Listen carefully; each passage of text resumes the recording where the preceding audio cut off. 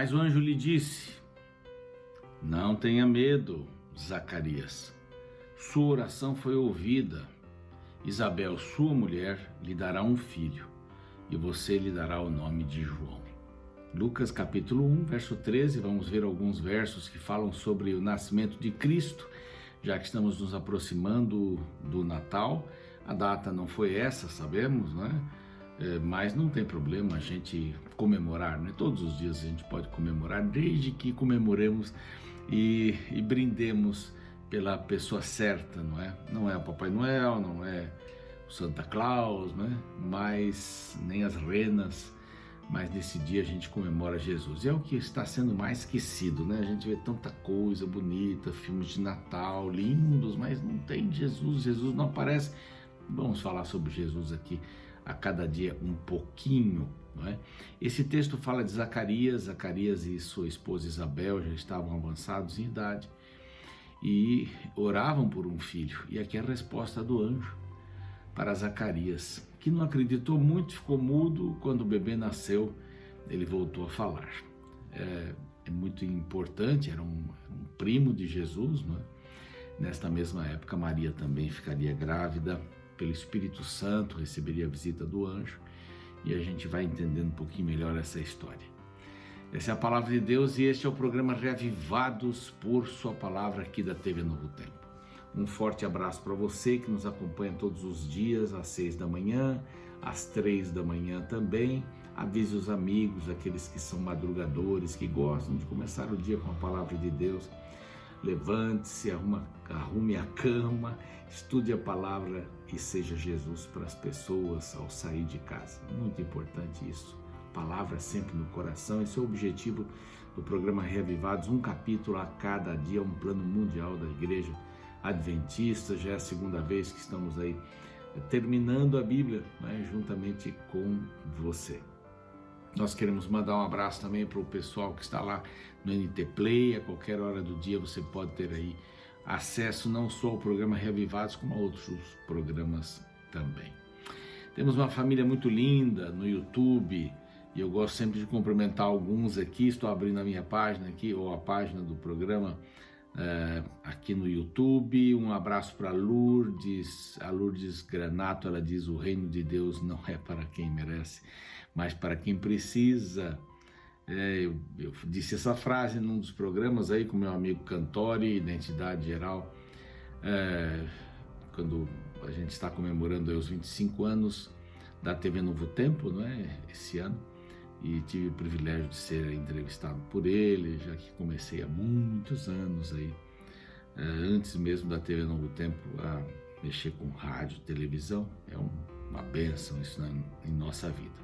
Verônica Lopes, Maviane também Oliveira, sempre tem muita gente aqui que manda suas mensagens em nosso canal Reavivados por Sua Palavra NT. Se você ainda não se inscreveu, vá lá se inscrever, vai ser um privilégio receber a sua presença conosco, né, todos os dias, em vários horários. Agora, muito importante, compartilhe o programa com os seus amigos, né? Seja um missionário, uma missionária. Os Anjos da Esperança são missionários que apoiam não só o nosso programa, mas toda a rede Novo Tempo, rádio, TV, mídias sociais, cursos bíblicos. Aqui está um número para que você tenha suas dúvidas sanadas com respeito a como ser um anjo da esperança.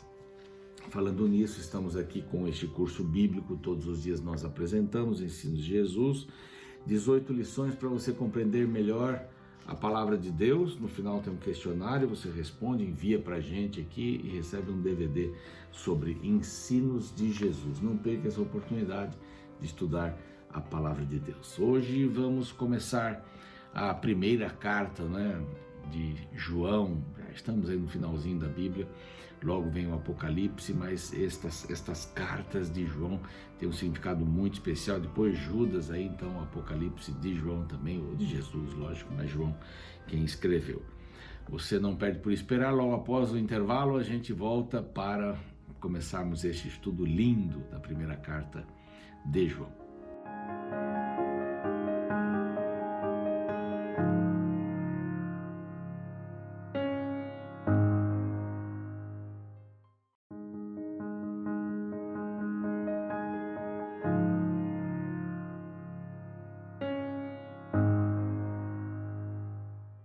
Muito bem, já estamos de volta com o programa Reavivados por Sua Palavra, aqui da TV Novo Tempo, um capítulo da Bíblia todos os dias, e já vamos começar neste clima de Natal, não é?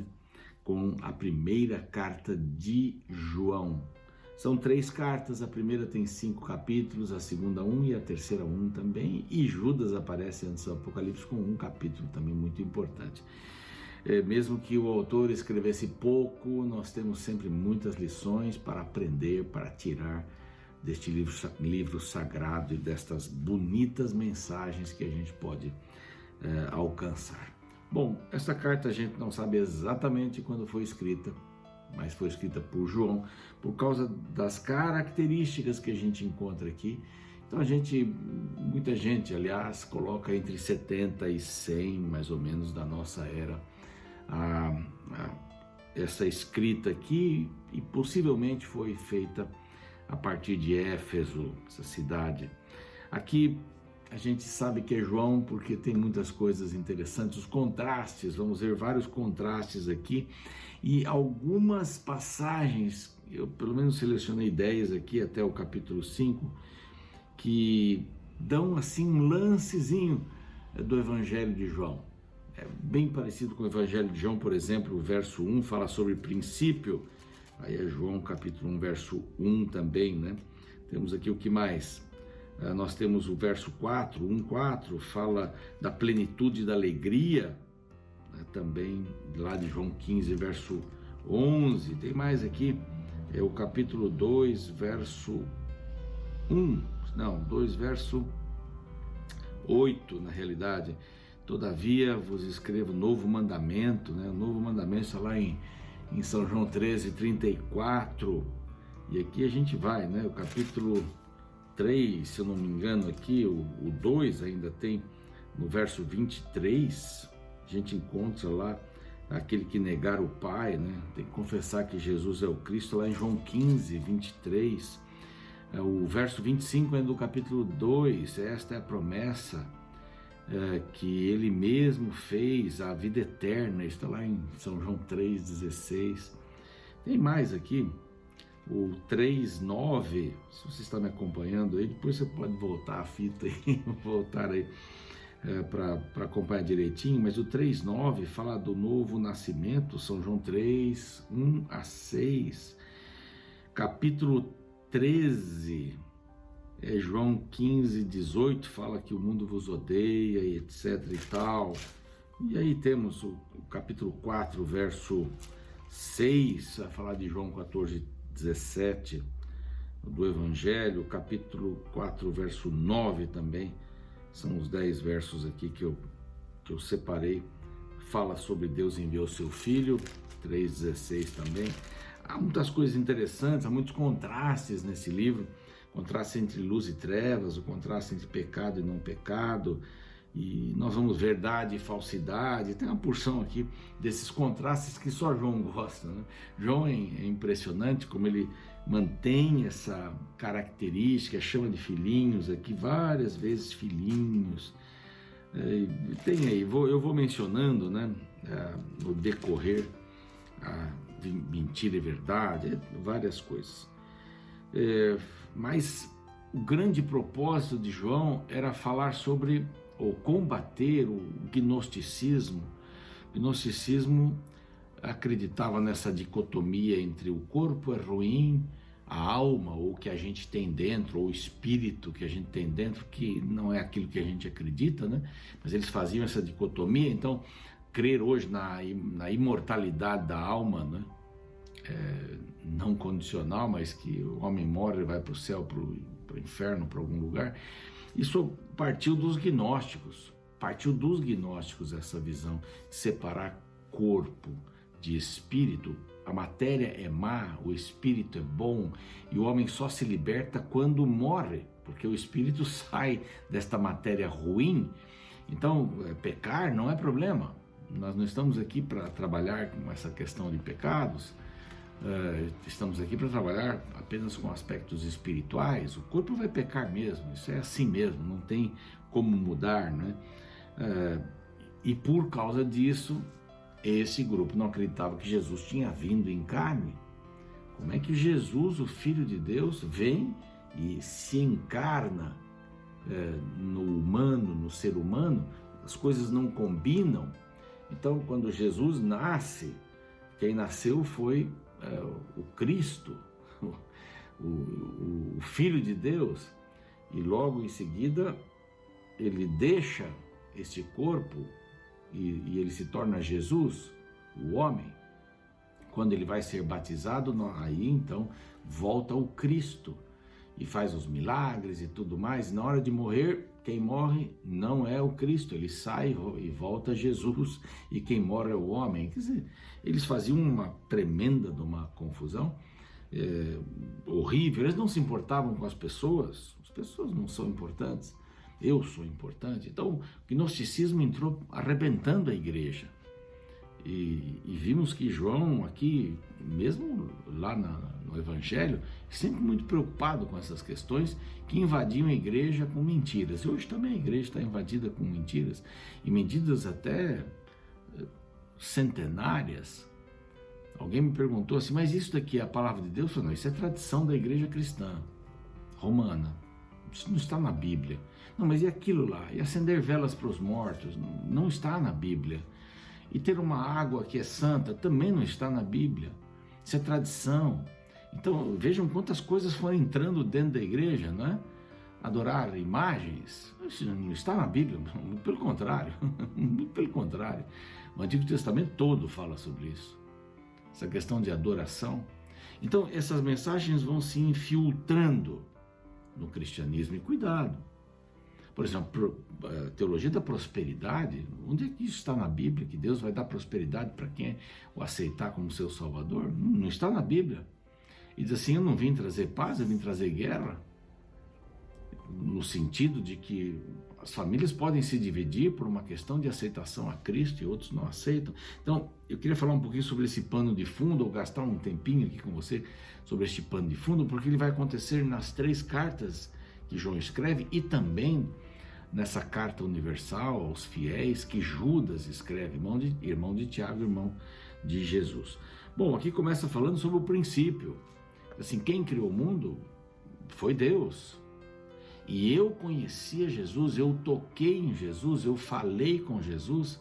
Jesus não é uma aberração. Jesus não é um corpo que vive trocando, ora entra Jesus, que é o humano, ora sai e entra Cristo, que é o divino, para algumas coisas, para estabelecer esta questão de salvação. Então Jesus não é tudo isso, não, e não pode ter sido isso. Imagine a confusão, uma igreja que estava começando ali, uma igreja que tinha 50 anos, alguma coisa em torno de repente vem e estragava muito, principalmente nessa região da Palestina, onde os judeus perderam um pouco de prestígio, os cristãos também, não é? Porque destruiu Jerusalém, destruíram o templo, ficaram bem perdidos e se apegavam, se aferravam em algumas coisas. E essa era uma das coisas que a gente encontra aqui. Uma luta dentro da igreja, né, com pensamentos. Então eu coloquei assim, algo real. Esta vida é revelada, então existe a vida. O que era desde o princípio, o que temos ouvido, o que temos visto, diz o primeiro verso, com os nossos próprios olhos, o que contemplamos e as nossas mãos apalparam com respeito ao verbo da vida. Que é o verbo da vida, João, né? A gente liga tudo. Esta é uma vida experimentada, ele se manifestou, ele gosta muito dessa palavra aqui, manifestar, né? E a vida se manifestou e nós a temos visto, e dela damos testemunhos. Eu estive lá, eu vi, eu anuncio aquilo que eu vi, eu toquei em Jesus. Não foi um grande privilégio, mas eu não preciso ter passado por isso para ser mais ou menos cristão. Hoje não tem como fazer isso, hoje eu tenho que entender essa palavra, né? A criação, por outro lado, não conta a história da salvação. A criação conta a história de Deus que nos ama. Ele criou todas as coisas para nós, por nós, mas não conta a história da salvação. Esta vida é compartilhada, né? O que temos visto e ouvido, anunciamos.